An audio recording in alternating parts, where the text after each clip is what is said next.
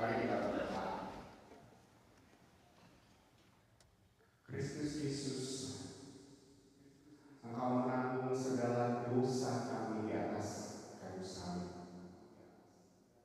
Tubuhmu tersiksa, tanganmu, kakimu terpaku bagi kami. Itu semua Tuhan, oleh karena kasih-Mu kepada kami, agar kami yang dulu hidup di dalam dosa, oleh karena kematian dan kebangkitan-Mu, kami menjadi manusia-manusia baru, ciptaan baru di dalam Engkau. Dan sebagai manusia-manusia baru, sebagaimana Engkau telah mengampuni kami belajar mengampuni orang lain. Sebagaimana Engkau mengasihi kami pun belajar mengasihi orang lain. Ya Tuhan, Engkau menempatkan kami di dalam keluarga kami masing-masing. Kiranya di dalam keluarga itulah kami boleh belajar mempraktekkan kasih kami kepada sesama kami, kepada keluarga kami, baik keluarga secara fisik maupun keluarga secara spiritual. Kami rindu Tuhan, firman-Mu boleh mengingatkan kami, menegur kami, bagaimana kami boleh mempraktekkan kasih yang sudah Engkau berikan kepada kami. Dalam Kristus Yesus, hamba-Mu bersyukur, berdoa dan menyerahkan pemberitaan firman-Mu. Amin.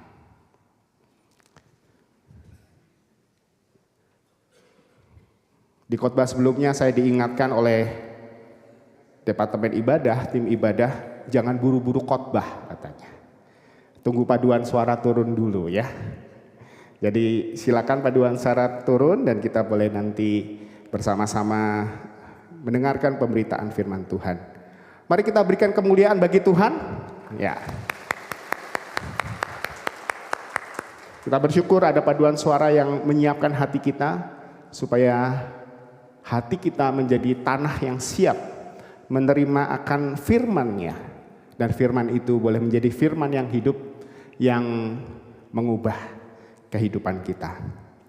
Dan juga menyiapkan hati kita, hari ini kita akan menghampiri meja perjamuan.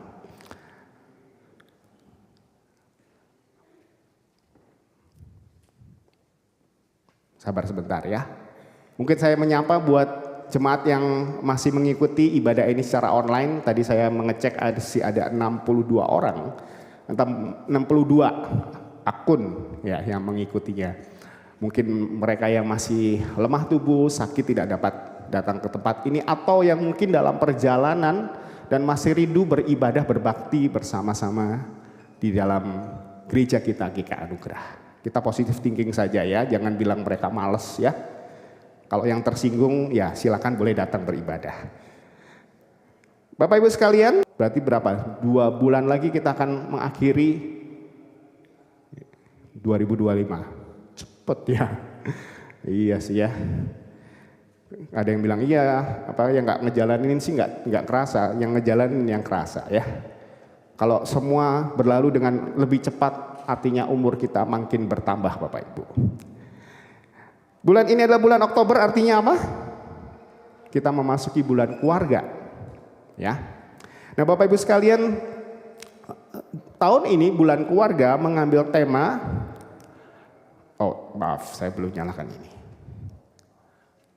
Ya, building strong families, membangun keluarga-keluarga yang kuat.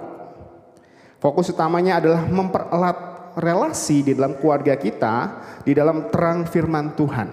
Jadi kita bisa grow strong bersama-sama di dalam keluarga kita. Kita berharap bahwa bulan keluarga tidak sekedar satu aktivitas kegiatan tahunan, rutin saja. Gitu ya. Tetapi melalui bulan keluarga kita diingatkan bahwa Tuhan menempatkan kita di dunia ini ya, tidak sendiri. Kita ada keluarga, ada orang tua, ya, ada saudara-saudara. Bagi yang sudah membangun rumah tangga, kita punya pasangan, kita punya mertua mungkin ya, mereka juga keluarga kita. Dan juga saudara-saudara ipar kita, juga anak-anak kita. Kita boleh saling membangun, menguatkan satu dengan yang lainnya. Mumpung saya ada di atas, saya promosi juga ya beberapa kegiatan yang kita adakan selama bulan keluarga ini, ya kerjasama beberapa pihak, ada bidang pembinaan, ya, ada dari LIV, ya, KU2, kemudian juga ada teman-teman dari Petra. Teman-teman, ya, jemaat sekalian, acara kita pada minggu ini, ya, pada hari Sabtu kita akan mengadakan seminar parenting. Temanya menarik ya, orang tua masa lalu dalam dunia masa kini. Ya. Yang sudah jadi orang tua sering bilang ya ke anaknya, papa dulu, ya. Mama dulu, ya. Anak-anak juga bilang, papa mama mah selalu ngomongnya begitu. Benar bukan? Ya. Dulu mungkin kita jadi anak, kita juga dengar hal yang sama ya. Dan sekarang ketika kita jadi orang tua, kita mengalami hal yang sama. Dan ini menarik, Bapak Ibu, dikatakan di sini mengapa tema ini diambil untuk mengingatkan kita ternyata ada pengaruh inner child ya. Di dalam diri kita itu ada inner child yang mungkin ya secara tidak sengaja itu muncul di dalam parenting kita. Berakar dalam ucapan syukur, pengkhotbahnya adalah Penatua Hendrikus. Nah kemudian acara ini Bapak Ibu sekalian, acara bulan keluarga itu akan ditutup dengan family tea walk. Ya. Kita akan jalan sama-sama menikmati alam ya, kebersamaan kita di dalam keluarga dengan alam, mensyukuri akan ciptaan Tuhan. Kalau yang ikut tahun lalu mungkin kapok jalannya naik ya. Tenang, saya sudah pesan ke panitia. Jangan cari jalan yang nanjak. Soalnya banyak orang yang sudah umuran dan juga anak kecil. Tenang, landai. Ya, kalau menanjak saya yang ngomel juga, saya nggak kuat. Ya, ya itu promosi saya kaitan dengan bulan keluarga. Dan hari ini kita akan memulai bulan keluarga kita dengan satu tema, Clothed with love, kenakanlah kasih. Dasar firman kita adalah dari Kolose 3 ayat 12 sampai ayat 14. Ada 3 ayat. Mari kita baca ini dengan cara demikian. Kaum bapak boleh membaca ayat 12, kaum ibu 13, saya akan membaca ayat yang ke-14. Mari kita memulainya, karena saya laki-laki, saya barengan dengan bapak-bapak ya, ayat 12. 2, 3. Karena itu sebagai orang-orang pilihan Allah yang dikuduskan dan dikasihinya, kenakanlah belas kasihan, kemurahan dan kerendahan hati, kelemah lembutan dan kesabaran.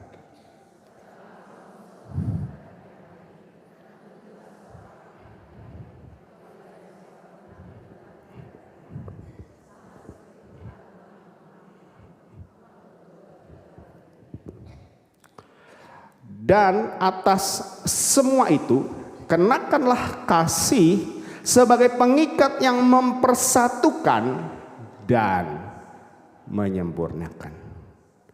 Demikianlah firman Tuhan. Berbahagia setiap kita yang merenungkan akan firman-Nya, terlebih lagi yang menjalankannya, melakukannya, mempraktekkannya di dalam kehidupan sehari-hari. Bapak Ibu sekalian, Tokoyo Tokiwa adalah seorang jurnalis Jepang yang hidup di masa Perang Dunia Kedua. Masa mudanya dia habiskan di masa Perang Dunia Kedua. Kita tahu di masa Perang Dunia Kedua, ya, Jepang terlibat di dalamnya dan Bapak Ibu sekalian, sesungguhnya kasih adalah pakaian utama bagi orang percaya yang mengikat kita di dalam keluarga kita, sehingga kita menjadi satu, ya, penuh kelemah lembutan. Dan ini adalah sebuah kata kerja yang menunjukkan suatu tindakan yang sadar, ya. Satu tindakan yang sadar untuk dilakukan, seperti seseorang ketika dia memilih pakaian, ya, kemudian dia melihat pakaian itu dan secara sadar dia memakai pakaian itu. Ya, biasanya kaum ibu tuh ya bilang, di lemari saya nggak ada baju, padahal lemarinya ada 2. Ya, isinya bajunya dia semua. Ya. Ini pernah dipakai, padahal baru dipakai sekali. Ya. Kata kenakanlah adalah tindakan yang sadar. Secara sadar, ya, kita memakai kasih itu sebagai identitas yang hendak kita tunjukkan kepada orang lain.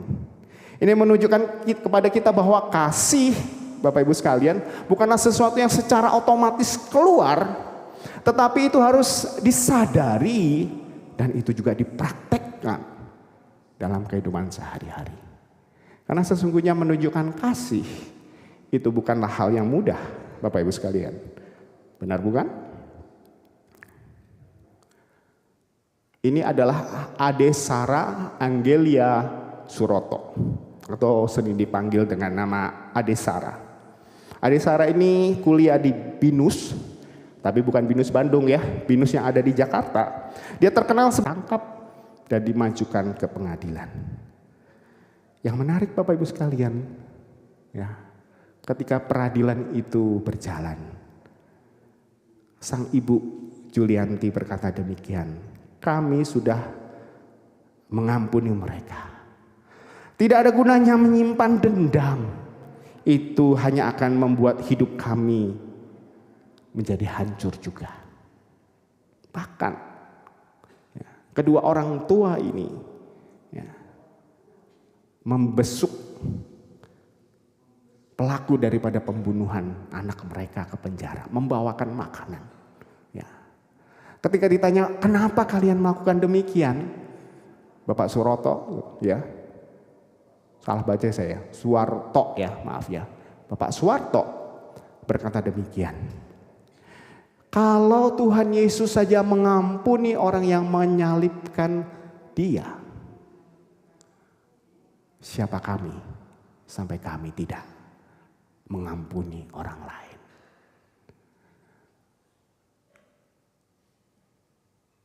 Rupanya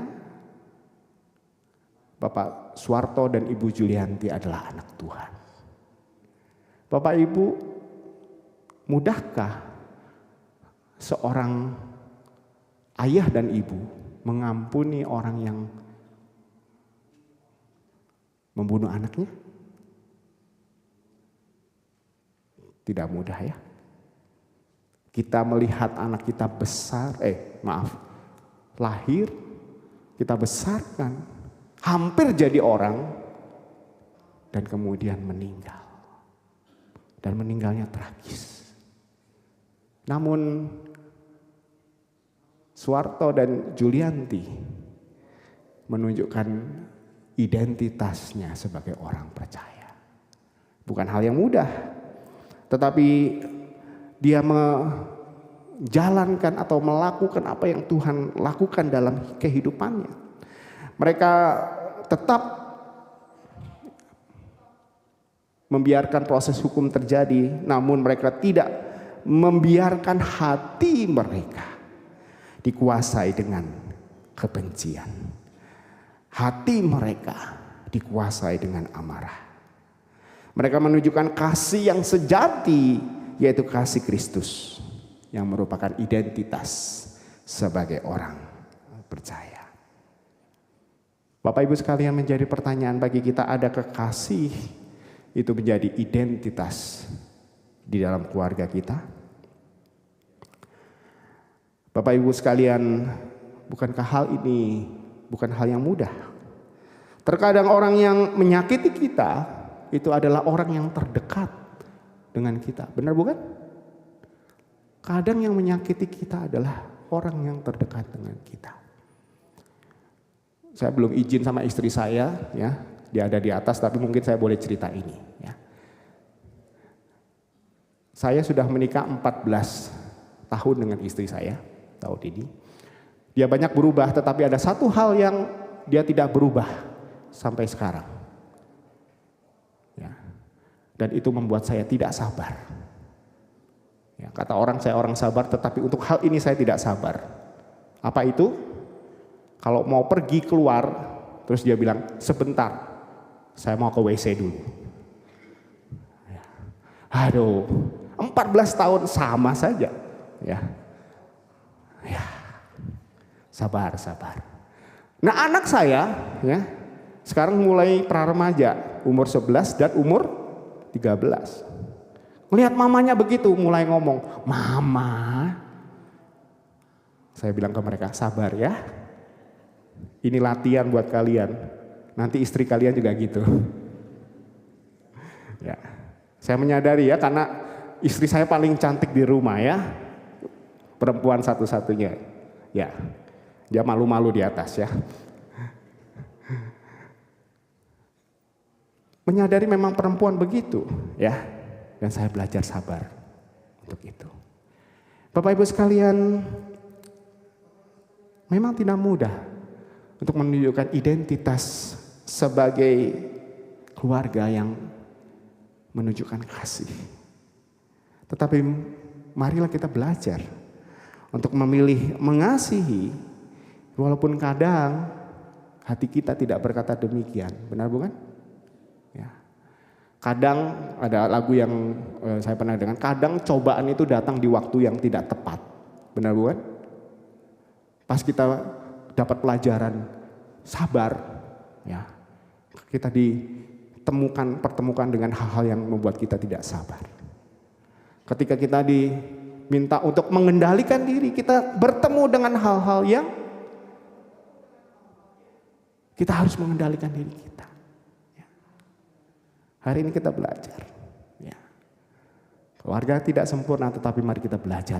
Boleh mengenakan kasih sebagai identitas kita. Hal yang kedua, Bapak Ibu sekalian, kasih adalah pengikat dalam kesatuan keluarga. Di bagian ini ya, di ayat ke-14 di situ ada kata pengikat ya. Kata pengikat di sini ya, memiliki pengertian ikatan atau sebuah perekat, Bapak Ibu sekalian.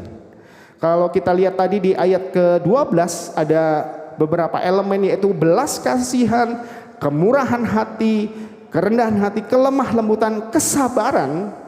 Ya, semua hal ini harus diikat di dalam kasih. Dan oleh karena kasih, semua elemen yang ada itu boleh bekerja sama dan kemudian menjadikan sebuah harmoni. Dan kemudian ada kata menyempurnakan. Menyempurnakan itu mengingatkan kita untuk membawa semua hal itu kepada tujuan yang utuh. Ya. Tanpa kasih, ya, semua kebijakan ya itu bisa terpecah belah. Tanpa kasih, keluarga tidak dapat bersatu. Dan oleh karena itu kasihlah yang menjadi perekat yang mencegah perbedaan yang menyebabkan perpecahan di dalam keluarga. Bapak Ibu sekalian, menjadi pertanyaan saya, apa yang menjadi pengikat kita? Ya. Apa yang mengikat kita di dalam keluarga kita? Mari kita lihat gambar ini. Bukankah ini realita kita pada zaman ini? Kita bilang, yuk kita pergi keluar makan bareng. Apa yang terjadi? Ya, semua mengeluarkan gadgetnya masing-masing. Ya. Jadi kalau saya boleh bilang, apa yang mengikat kita sekarang ini Bapak Ibu? Ya, kemana-mana carinya wifi.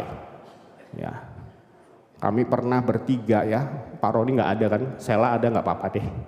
Kami sedang retret, ya, sedang retret bertiga, saya, Pak Hendrikus dan Pak Roni ya. Kita silent retreat, artinya kita berusaha tidak terkena hal-hal dari luar. Pak Roni tanya ke saya, tahu nggak password wifi-nya rumah retret? Saking kita nggak bisa, ya, terpisah dari wifi. Gadget itu mengikat kita Bapak Ibu. Baru minggu yang lalu saya khotbah, tiba-tiba tangan saya getar. Kenapa? Ada yang telepon. Ya, saya pakai smartband, jadi saya tahu kalau ada yang nelpon, tangan saya ikut getar Bapak Ibu. Waduh, khotbah loh. Ya, seolah-olah nggak ada hal yang kita nggak bisa lepas dari benda yang satu ini, wifi ini ya, entah data atau apa. Dan ini menyebabkan kita ya, bukannya bersatu di dalam keluarga. Ya. Ini mengikat kita, malah memecah belah keluarga, benar bukan? Datangnya mau makan, ujung-ujungnya kita komunikasi dengan orang yang jauh dari kita, benar bukan? Ya, WA-nya ke tempat yang lain, padahal ada orang yang di depannya yang bisa diajak ngobrol. Bapak Ibu, apa yang mengikat keluarga kita? Izinkan saya men-sharingkan tentang kakak beradik saya. Saya 5 kakak beradik, ya. Saya di bawah karena saya paling bungsu dan memang paling sering ditekan ya, karena paling kecil. Ya, kami lahir di keluarga sederhana, ya. Bapak saya salesman, ya. Mama saya guru les Mandarin, tetapi anaknya nggak ada yang bisa bahasa Mandarin, cilaka. Ya, bisa sih sedikit-sedikit, itien-tien, ya. Kami hidup dalam keluarga yang sederhana. Orang tua kami tidak mewariskan harta. Bahkan ketika ayah saya meninggal, dia tinggal di rumah yang dibelikan oleh kakak saya. Ya. Tetapi harta yang paling besar yang diwariskan oleh orang tua saya adalah iman kepada Kristus. Ya. Iman kepada Kristus. Sejak kecil kami dididik di dalam nilai-nilai Kristiani. Ya. Dan kami bersyukur, kami bertumbuh. Kakak saya yang paling besar 11 tahun, ya, selisihnya dengan saya sudah masuk usia pensiun 60 tahun sekarang. Ya, kami sudah mulai merasa tua karena kalau sharing biasa bicara obat apa yang kamu minum. Ya, kami semua minum obat yang sama, Kandastan dan Afimidin. Ya, apa itu dokter ya, yang darah tinggi itu loh. Kata dokter, oh kamu harus minum obat ini karena punya riwayat keluarga demikian. Bapak Ibu, kami punya kepribadian yang berbeda-beda. Ya, senior-senior anugerah tahu koko saya ya. Wah, suaranya menggelegar gitu ya. Khotbah mungkin nggak pakai teks. Musa Hendri paling suka sama koko saya. Ya. Waktu Pak Hendrikus dan Pak Kurdi menemui saya di Kalimantan pertama kali. Kami ketemuan di hotel, dia cari orang yang tinggi besar mana ya. Dia pikir saya kayak koko saya, dia ketemu orang yang pendek ini. Ya, tapi saya pelayanan lebih lama daripada koko saya di sini ya. Kami punya kepribadian yang berbeda, ya. Kadang saling kesel, ya. Tapi kami bersyukur kami tidak pernah mempertengkarkan urusan harta, ya. Memang gak ada yang diwariskan ya. Tetapi kami tidak pernah bertengkar urusan uang. Ya. Walaupun kami berjauhan, ya, kami bersyukur dengan teknologi kami bisa berhubungan dengan WhatsApp group dan yang lain sebagainya. Kakak saya yang wanita, cici-cici saya itu tinggal berdekatan. Ya. Ada yang bilang cinta saudara itu benci tapi rindu. Ya. Kalau deket berantem, kalau jauh dicariin. Ya. 3 cici saya itu begitu ya. Kalau sedang deket-deket, waduh, tiba-tiba saya di telepon gitu ya. Cicimu kok begitu ya, begini ya. Cici yang paling gede. Nanti cici yang paling kecil yang telepon. Ya. Cicimu kok gini-gini ya. Tapi mereka ternyata walaupun kadang berantem juga akur. Ya. Nah saya sebagai yang bungsu yang ditekan itu tadi ya, kakak saya lupa bahwa saya tahun depan umur 50. Ya. Sekalipun saya sudah umur 50, ya, sudah jadi pendeta, ya, bukan nyombong ya, tetapi bagi mereka saya tetap kecil. karena saya adik kecil mereka. Tapi inilah kehidupan berkeluarga. Saya bersyukur ya, Tuhan memberikan anugerah bagi kami berlima. Orang tua kami tidak mewariskan harta, tetapi mewariskan iman, nilai-nilai Kristiani, kasih yang terjadi di dalam keluarga kami. Jadi pertanyaan Bapak Ibu, apa yang mengikat keluarga Bapak Ibu sekalian? Apakah kekayaan, status sosial, atau nama baik keluarga? Ingatlah, itu semua sifatnya sementara. Sekejap saja, karena bencana alam, karena perang, itu akan hancur. Tetapi jika kita memiliki kasih Kristus yang mengikat kita, itu sifatnya kekal sampai selama-lamanya. Bagaimana agar kasih itu boleh menjadi pengikat bagi kita? Marilah kita belajar untuk lebih banyak mendengar daripada berkata-kata. Bukankah itu yang Alkitab katakan? Belajar mendengar. Ketika anak kita berkata kepada kita, kita mendengar. Ketika pasangan kita berbicara kepada kita, kita belajar untuk mendengar lebih banyak. Mari kita belajar untuk mengampuni sebelum diminta. Karena Kristus terlebih dahulu telah mengampuni kita. Mari kita memilih menggunakan kata-kata yang lembut, bukan kata-kata yang kasar. Karena setiap kata yang keluar dari mulut kita, itu tidak bisa kita tarik kembali. Dan bisa saja itu melukai pasangan kita, atau anak-anak kita, atau orang tua kita. Bunda Teresa pernah berkata demikian, kasih dimulai dengan keluarga. Jika engkau ingin membawa damai ke dunia, pulanglah, kasihilah keluargamu. Bapak Ibu sekalian, kalau kita berbicara kita mau mengasihi orang lain, kita mau berjuang untuk dunia ini, kalau kita tidak bisa melakukannya di dunia, di keluarga kita maksud saya, itu adalah sia-sia. Itu adalah hal yang mustahil terjadi. Karena kasih itu dimulai dari keluarga. Dan ketika kasih itu terjadi di keluarga, itu akan menyebar ke tempat dimanapun kita berada. Hari ini kita akan menghampiri meja perjamuan. Tuhan Yesus berkata, inilah perintahku supaya kamu saling mengasihi. Sama seperti aku telah mengasihi kamu. Tidak ada kasih yang lebih besar daripada kasih seseorang yang memberikan nyawanya untuk sahabat-sahabatnya. Kasih yang terbesar adalah kasih yang berkorban. Tuhan meminta kita untuk saling mengasihi. Mari kita belajar dari keluarga kita. Kasihilah pasanganmu, kasihilah anakmu, kasihilah orang tuamu. Kasihilah keluarga fisikmu, juga keluarga rohanimu. Dan belajarlah berkorban. Karena tidak ada kasih yang lebih besar selain kasih yang berkorban. Mari kita menundukkan kepala. Kristus Yesus, kami bersyukur Engkau telah memberikan teladan bagi kami bahwa kasih yang terbesar adalah kasih yang berkorban. Dan seharusnya itu pun terjadi di dalam keluarga kami. Karena tanpa kasih itu Tuhan, tidak ada yang bisa mengikat keluarga kami. Tidak ada yang dapat menyatukan. Dan kami mau belajar untuk boleh menyatakan kasih Tuhan kepada pasangan kami, kepada anak-anak kami, kepada orang tua kami, juga kepada sesama kami yang Tuhan tempatkan bersama dengan kami. Sesaat lagi kami mau menerima